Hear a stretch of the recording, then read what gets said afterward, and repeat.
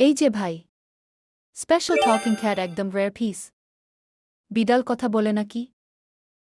নিজেই জিজ্ঞেস করো। হ্যালো ভাই, আমি প্রিমিয়াম বিড়াল। ওই, সত্যি কথা বলল। দেখছো তো, লিমিটেড স্টক। কত দাম?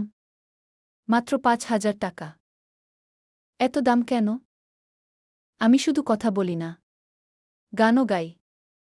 নাও নাও, আমি সুপারস্টার। ওরে বাবা! ঠিক আছে, আমি কিনব। ইয়েল ডন। এই বিড়াল, কথা বলো। আজকে ছুটি। কি?